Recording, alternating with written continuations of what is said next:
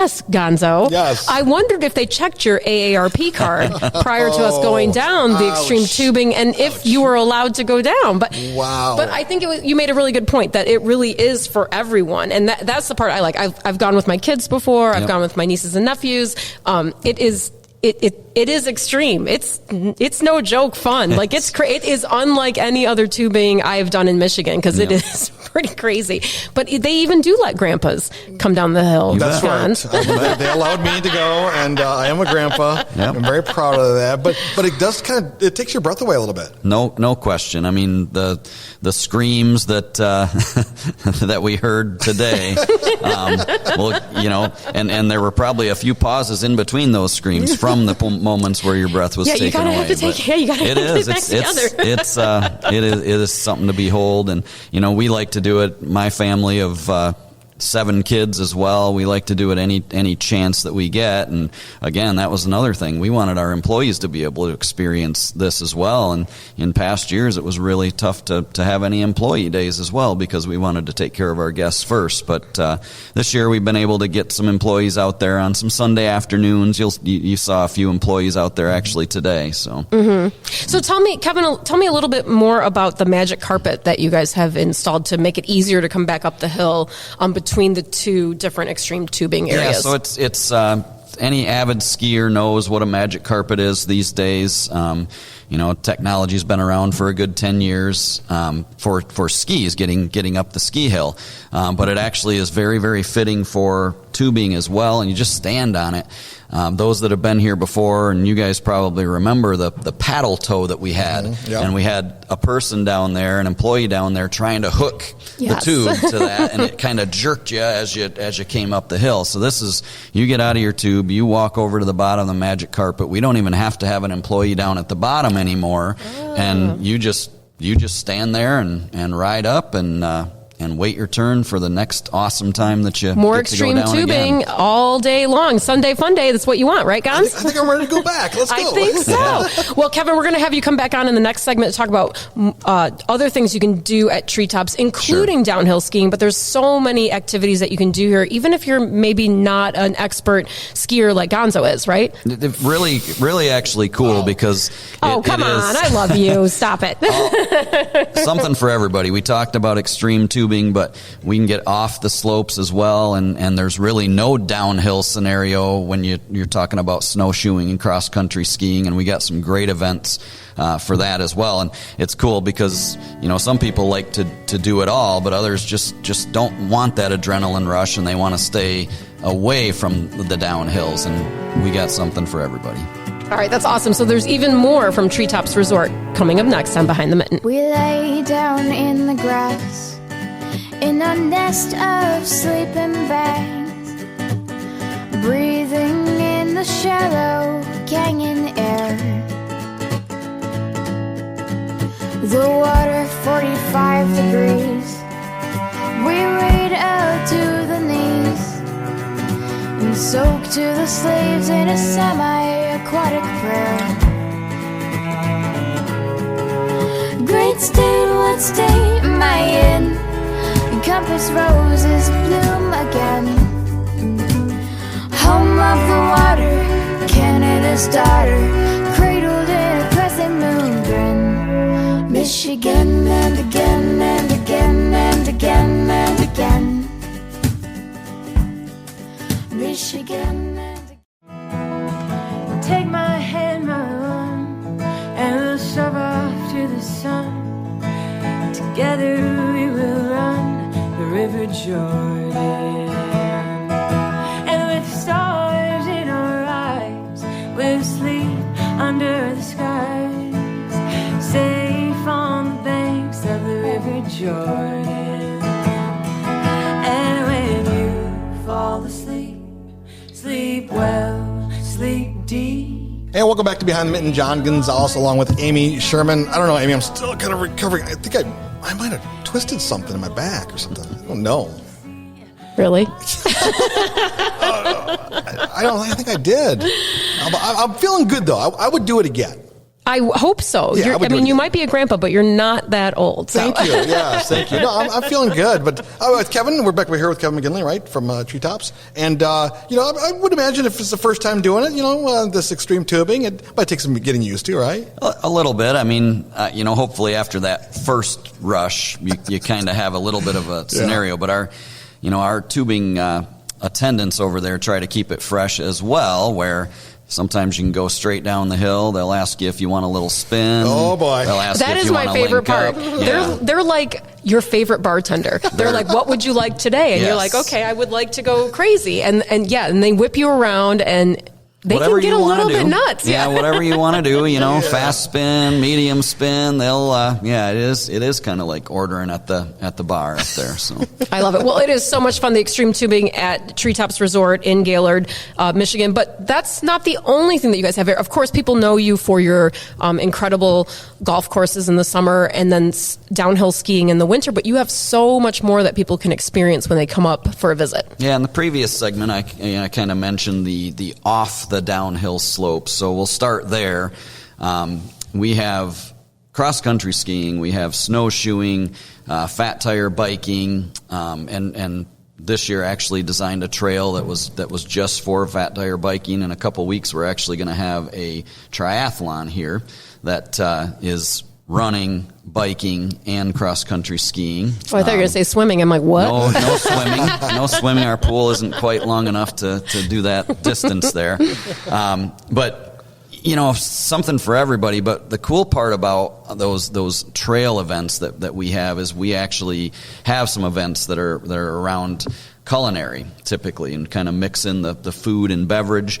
I know you guys have been able to experience both the skiable feast, which is a 6-kilometer jaunt with 5 stops along the way, and that kind of is meant to span breakfast to lunch, basically. So when you get there in the morning, we'll feed you breakfast, and then throughout the stops, just kind of little snippets and snacks, and then at the end, you're basically eating lunch after a 6-kilometer cross-country ski, or you can actually snowshoe that one as well.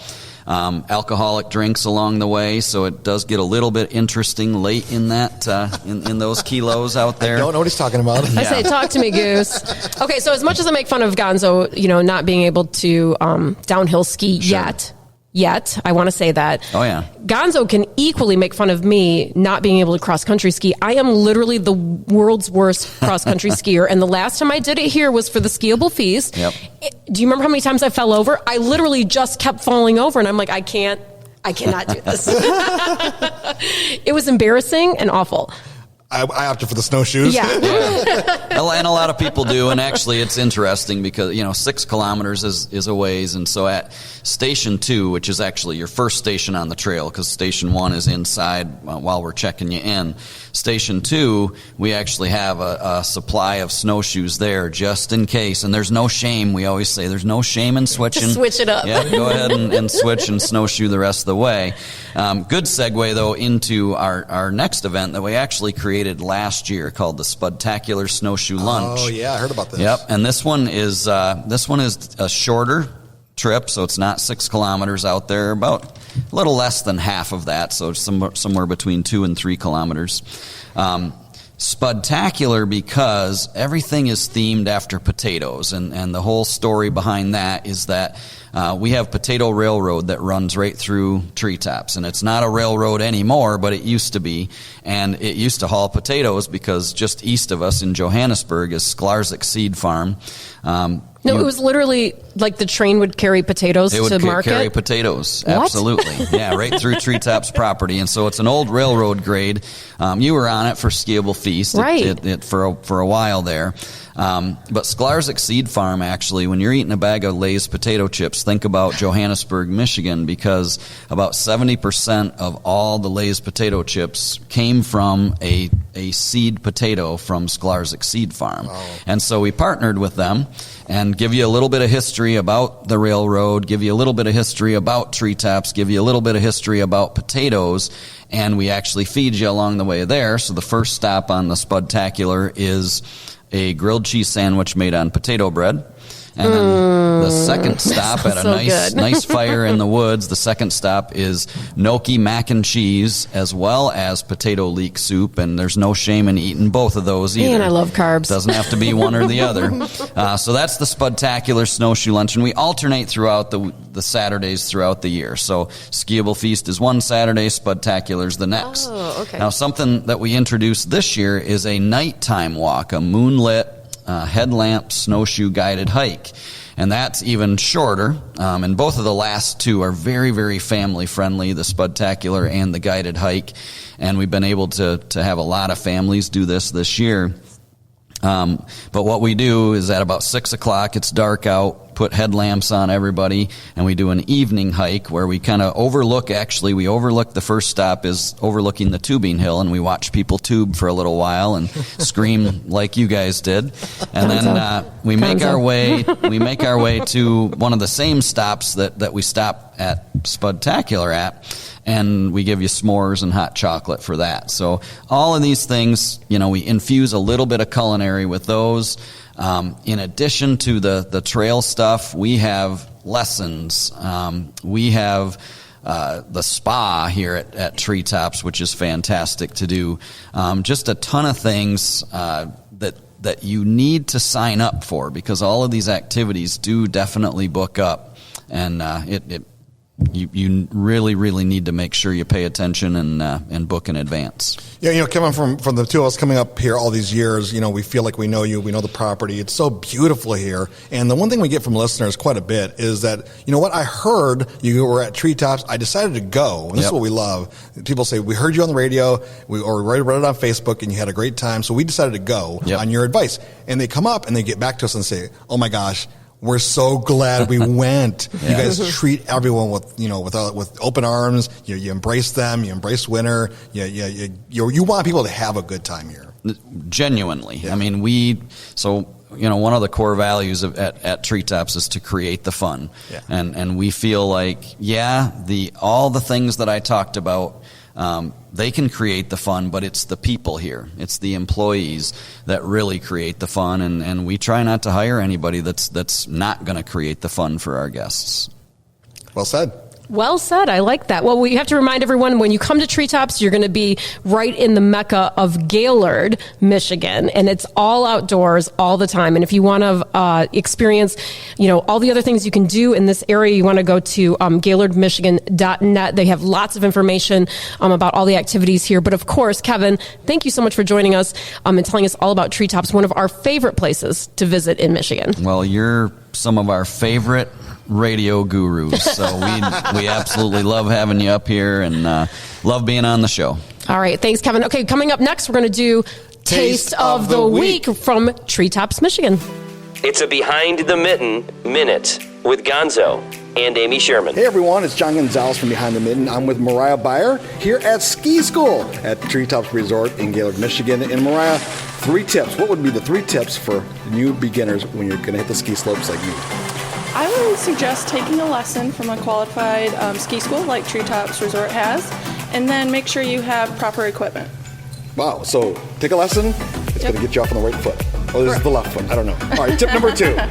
Tip number 2 would be do it with a friend. It's always better taking a lesson with someone you're comfortable around and then signing up for a group lesson where it's complete strangers. Have someone to fall down with. Correct. Got it. Yeah. And a lesson number, or quote number 3. Tip number 3. Tip number 3 would be just have fun with it. It's okay if you fall down. I'm a professional ski instructor, and I fall down all the time. All right, fall down all the time. You can get a lesson here at Treetops Resort, treetops.com for more information. Let's go above the mitten. All right, we're getting fancy with Jay Clancy. Jay, what's going on in the UP? I heard there's a big event coming up. All kinds of events to utilize this vast amount of snow we have, featuring the Heikki Lunta Winter Festival in Negaunee, which is downtown and out on Teal Lake, where it'll end with fireworks on Saturday night. Outdoor bars, fat bike race, luging, ice fishing tournament, snowshoe lantern tours, everything you could want, plenty of pasties and kudagees, all in the city of Nagani. Did you say they're going to have fireworks too? Fireworks, too. That'll be on the 29th. It's the 28th and the 29th. Fireworks at Peel Lake. What is Häikilunta? The Finnish snow god. He's responsible for our quantities of snow up here.